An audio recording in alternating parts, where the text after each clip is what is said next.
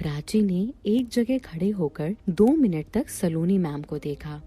Miss सलोनी बार बार अपनी diary में से पन्ने निकाल रही थी और उस पर कुछ लिख रही थी और फिर फेंक दे रही थी। उन्हें ऐसा करता देख प्राची को अजीब लगा। उसके दिमाग में आया कि मिस सलोनी ऐसा क्या कर रही है जो वो बार बार पन्ने फाड़ फाड़ कर फेंक रही है। ये सोचते हुए प्राची ने स्टाफ रूम में कदम रखा तो प्राची के कदमों की आवाज सुनकर मिस सलोनी ने प्राची की ओर गुस्से में देखा। उसकी नजरें सीधा जाकर प्राची के दिल में चुभ गई। ऐसी नजरों से किसी इंसान को देखना शायद किसी को भी डरा देता। प्राची ने मिस सलोनी को पहले ऐसे कभी नहीं देखा था।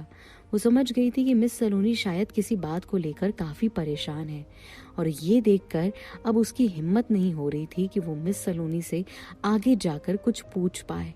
प्राची के बोलने से पहले ही मिस सलोनी अपना पेन टेबल पर रखते हुए अपनी चेयर से उठी और नीचे डाले सारे पन्नों को एक एक करके उठाकर डस्टबिन में फेंक दिया। प्राची चुपचाप खड़ी बस ये सब देखती रही। कहो क्या कहना है? मिस सलोनी पन्नों को उठाते उठाते बोली।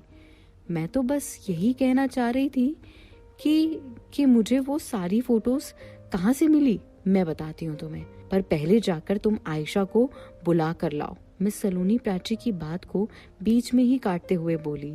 आयशा को? प्राची ने धीरे से कहा तो मिस सलोनी उसे घूर कर देखने लगी और फिर बोली, हाँ आयशा को। ओके मैम, कहते हुए प्राची स्टाफ रूम से बाहर गई और आयशा को तलाशने लगी।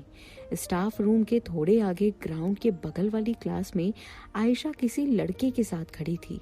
प्राची उसके पास गई और उसके कंधे के पीछे पर हाथ रखकर बोली, आयशा। प्राची का हाथ रखते ही आयशा पलटी और बोली, हाँ बोलो।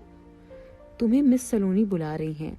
आयशा ने ये सुनकर अपने चेहरे पर जरा सा डर दिखाया और फिर प्राची के साथ मिस सलोनी से मिलने स्टाफ रूम चली गई। स्टाफ रूम में पहुंचते ही प्राची ने चारों ओर अपनी नजरें घुमाई, पर मिस सलोनी तो कहीं नजर ही नहीं आ रही थी और उनकी टेबल पर वो डायरी और पेन भी नहीं था, पर हाँ उसकी जगह एक पन्ना रखा हुआ था। प्राची ने झट से वो पन्ना उठाया और पढ़ा तो उस पर लिखा था, प्राची तुम आयशा को लेकर मुझे कॉलेज के राइट साइड वाले कैफे में मिलो। प्राची ने वो लेटर उठाकर अपने पर्स में डाला और फिर आयशा से बोली, मिस सलोनी हमें रेस्टोरेंट बुला रही हैं। पर क्यों? अगर मुझे ही पता होता तो मैं तुम्हें यहाँ खड़ी ना मिलती। चुपचाप चलो, प्राची ने हल्की सी आवाज ऊंची करते हुए कहा।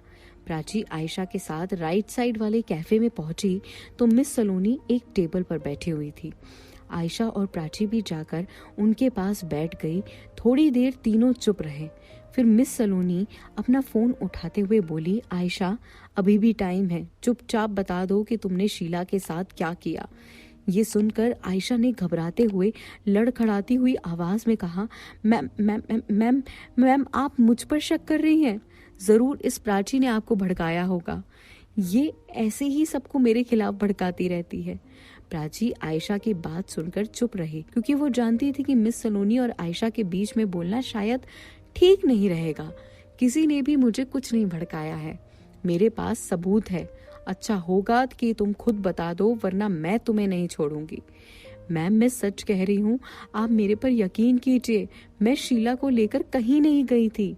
तुम ऐसे नहीं मानोगी।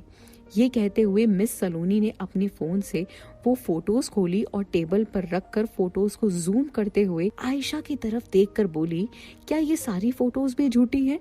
बोलो बोलो ना, क्या ये भी झूठ है कि तुम शीला को लेकर हेवन एंड हेल बार नहीं गई थी? फोटोज देखकर आयशा को जैसे सांप सूंघ गया।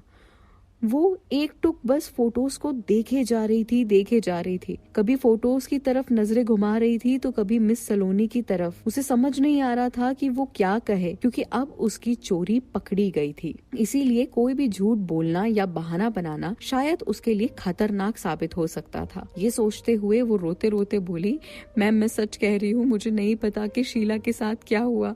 मैं शीला को लेकर गई थी, पर सिर्फ इसीलिए क्योंकि शीला एक बार जाना चाहती थी और राघव ने उसे वहाँ मिलने बुलाया था। अच्छा, तो फिर बार से शीला गई कहाँ?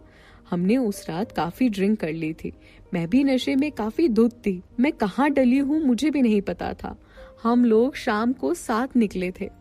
हम लोग बार में भी साथ थे, लेकिन लौटने में हम साथ नहीं थे। हम सब लोग बेसुध पड़े थे। मैंने उस समय बेहोशी की हालत में शीला को काफी तलाशा, पर वो मुझे कहीं नहीं दिखी, तो मुझे लगा वो शायद घर चली गई होगी। पर जब दूसरे दिन मुझे पता चला कि शीला का कुछ अता पता नहीं है, तब जरूर मुझे शौक लगा। तुमने उसके साथ कुछ नहीं किया?